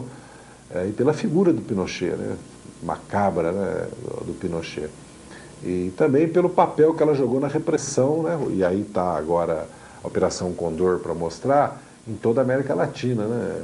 Porque, na verdade, desencadeou um processo que depois se desdobrou no golpe na Argentina, no Uruguai, né? Custou dezenas, talvez centenas de milhares de mortos desaparecidos, né? E um retrocesso político, social, cultural muito grande na América Latina. A Operação Condor era uma integração das ditaduras dos países do Cone Sul e um intercâmbio entre essas ditaduras que a gente ainda não sabia existir assim de forma tão articulada. Não, atuavam abertamente com cobertura da CIA, do governo norte-americano, com cobertura dos governos, os agentes se infiltravam, faziam atentados, eles tinham liberdade para matar. Tanto é que Letelier foi morto nos Estados Unidos, entendeu? O governo Pinochet designou a equipe da DINA para assassiná-lo dentro dos Estados Unidos. A DINA era o órgão de segurança do Chile. Para assassiná-lo, colocaram bombas no seu carro. E ele, porque na verdade ele era o grande denunciador das violações de direitos que se fazia lá no Chile. E hoje está provado isso, que o próprio arquivo dos Estados Unidos está jogando isso, mostrando o que eles faziam e mandavam matar. Mandavam matar, quer dizer, eram instruções mesmo deles. Alguns exilados brasileiros eram marcados para morrer aqui no Brasil. Uma dessas companheiras era a Denise Crispim e nós já havíamos escondido a Denise assim que aconteceu o golpe. A polícia chilena entrou em casa, invadiu o meu apartamento com um papel, inclusive escrito em português, e aí sim passou a fazer um interrogatório, acabou prendendo a mim e a Encarnação Lopes Pérez, uma brasileira exilada, mãe da Denise Crispim. A nossa firmeza foi grande, em nenhum momento nós falamos onde estava a Denise, e a Encarnação foi mais longe, de uma coragem incrível, chegou a desafiar os policiais chilenos, dizendo a eles: eu sei onde está a Denise e não vou entregar para vocês. Nós sabíamos que existia toda uma espionagem, né, da CIA no exterior, mas não tínhamos certeza se a nossa casa estava sendo fotografada. Concretamente, eu vim a saber quando eu fui levar os passaportes na embaixada e foram segurados. Depois, fazendo uma pesquisa aqui no Brasil, eu fiquei sabendo que eu fui fotografada com o Joaquim Câmara Ferreira e por isso a minha fotografia estava ali no Serviço Secreto em Brasília e foi por isso que eles tiraram meu passaporte.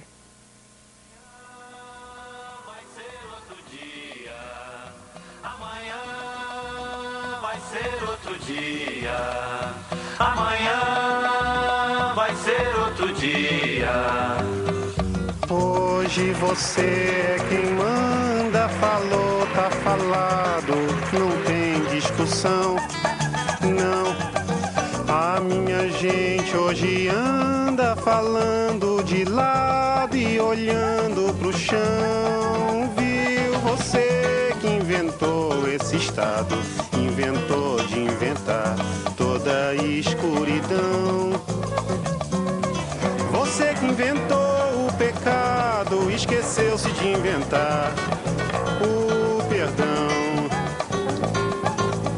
Apesar de você, amanhã há de ser outro dia. Eu pergunto a você, onde vai se esconder da enorme euforia? A tendência do exílio é exatamente fazer com que a gente rompa com as nossas raízes, com que a gente se esqueça da nossa condição de revolucionário brasileiro e, é claro, em outro país tudo é difícil, até porque no exílio o ponto mais importante é a luta pela própria sobrevivência. É preciso trabalhar e qualquer emprego é difícil, e o idioma é difícil, os costumes são diferentes. Uma grande dificuldade de adaptação, uma grande saudade. E a saudade é praticamente total, inclusive do jeito de falar do brasileiro, da música, de qualquer coisa, das coisas que se come, de qualquer coisa, né? Mas a coisa estranha é que eu ficava fora do Brasil, e até hoje fico ainda, com aquele sentimento, vamos dizer assim, contrastante entre amor e ódio por esse país, entendeu? Não pelo país, mas por aquilo que representa para mim. Você perde tudo, perde tudo, da cultura, o prazer, as relações com as pessoas, com tudo.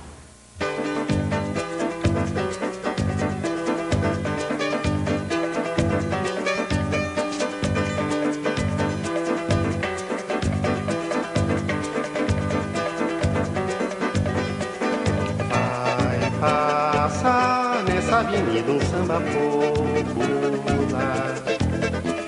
Cada paralelepípedo da velha cidade essa noite vai se arrepiar. Ao lembrar que aqui passaram sambas imortais, que aqui sangraram pelos nossos pés, que aqui sambaram nossos ancestrais. Num tempo, página infeliz da nossa história, passagem desbordada da memória das nossas novas gerações. Dormia a nossa pátria mãe tão distraída, sem perceber que era subtraída em tenebrosas transações. Seus filhos erraram cegos pelo continente, levavam pedras feito penitentes, perdendo estranhas catedrais. E um dia, afinal, tinham direito a uma alegria, fugaz uma ofegante epidemia. foi uma alegria fantástica. Não é? Descer no galeão e ver o Brasil pela janela do avião. Não é? Foi rever os meus amigos que foram me esperar no aeroporto. Né?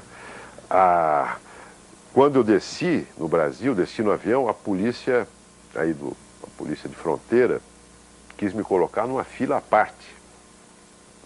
E eu me recusei, de hipótese alguma, eu sou brasileiro como qualquer outro, né? Fui anistiado, faço a fila aqui, não tem que revistar minhas coisas, vou fazer exatamente aquilo que os outros fizeram. O que me motivou a escrever o livro, Tempo de Resistência, foi exatamente isso. O tempo passou, mas eu acredito que a pena que nós devemos dar aos torturadores, aos assassinos, a condenação que hoje nós podemos e devemos fazer contra eles, é divulgar o que eles fizeram. É contar a história para os seus filhos, para os seus familiares, para os seus vizinhos, contar a história para a comunidade, contar a história para a juventude que não viveu aquilo e dizer quais foram os torturadores, quais foram os assassinos do povo brasileiro. E acredito que a história é implacável com todos nós. Hoje eu tenho orgulho de contar a nossa história, eles têm vergonha de contar a história deles. Eu tenho a absoluta certeza que com o passar do tempo, na história, mas na história é ciência, então vão ser reabilitadas as figuras de Câmara Ferreira, de Marighella e de muitos outros que foram mortos nesses acontecimentos, dessa tentativa de libertação do país. Que na verdade, a visão que a história vai passar é que quem tinha razão éramos nós. Nós é que tínhamos razão, nós é que queríamos um Brasil melhor socialmente, melhor para o povo. Quem queria éramos nós, então nós é que estávamos certos. Não os militares que nos perseguiram, nos mataram. Bem, a minha visão a respeito da ditadura militar é radical. Foi prejuízo para a causa democrática. Cerceou lideranças e cortou uma escola que nós tínhamos de formação para a participação política. Nós emergimos durante muitos anos nas trevas da ditadura. O propalado milagre econômico favoreceu a pessoas que já nadavam no poder e no capital.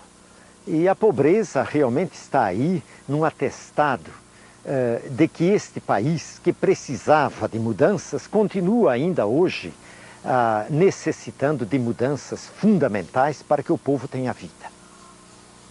A nota que eu dou para a ditadura militar, eu fui professor e eu sei que um bom professor não deve dar nota muito negativa. Então eu dou 0,5. Mesmo que nós tenhamos sido derrotados, eu acho que moralmente nós demos um exemplo, né, da resistência contra a injustiça, contra o autoritarismo, contra a violência policial e dos militares, isto por um mundo melhor. Eu, como militar, fiz um juramento de defesa dos poderes constituídos, a ordem e a lei. E como cidadão, eu tinha que ter tomado uma posição contra a conspiração e o golpe que eu fui testemunha ocular. Então, a minha participação na luta armada foi por convicção e por compromisso com o nosso país e com a continuidade constitucional que foi rompido pelos militares. Basicamente, dizer eu não aceito essa tirania, eu não aceito essa injustiça. Eu acho que o valor, à medida que você recupera isso na história, não só nossa, mas na história do Brasil todo, todos aqueles que disseram não, ela tem um significado sempre presente. Porque se isso acontecer outra vez, vai ter um não, entende? Então, eu acho que é um manual de instrução, de dignidade, de busca da liberdade, de justiça. Eu acho que esse é o referencial histórico. Tanto que se você pega as pessoas que viveram aqueles anos de medo, de angústia, o tempo todo, Você pergunta a ela quais foram os melhores anos da sua vida, ela dizia, foram aqueles. Porque com medo, com angústia, com pânico, terror, no entanto, foram os momentos onde você, como ser humano, chegou a um alto grau, ao mais alto grau que chegou na sua vida de grandeza, de doação, de dedicação, de ser alguma coisa diferente apenas do seu cotidiano. É impossível a minha pessoa hoje, o que eu sou, o que eu penso, sem 68. Eu sou da geração de 68, eu sou filho da geração de 68, meu caráter, toda a minha personalidade foi forjada no movimento estudantil, na luta contra a ditadura, na minha vida no banido, exilado, sem nacionalidade, e na resistência, na clandestinidade aqui no Brasil. Eu diria que eu sou, na verdade, um retrato e um resultado dessa época. A minha vida foi toda afetada. Profissionalmente foi afetada, emocionalmente afetada. Você, às vezes, é obrigado a buscar cacos perdidos pelo passado. A vida de todas as pessoas que participaram daquele momento histórico foi afetada. O importante é a sensação de reconstrução. É importante a pessoa aceitar o que aconteceu e saber que aquilo se inseriu dentro de um contexto histórico. Não há outra alternativa. Se você me perguntar como eu seria se eu não tivesse participado, eu diria, eu não me imagino. Eu não existiria. Se as minhas forças dessem, se fosse necessário, eu voltava a fazer tudo que fiz. Eu sempre digo o seguinte, eu não sei se eu faria exatamente as mesmas coisas de novo, mas uma coisa é certa, eu posso contar tudo que eu fiz para meus filhos, e quem ficou do outro lado, em geral, não pode contar para os filhos dele.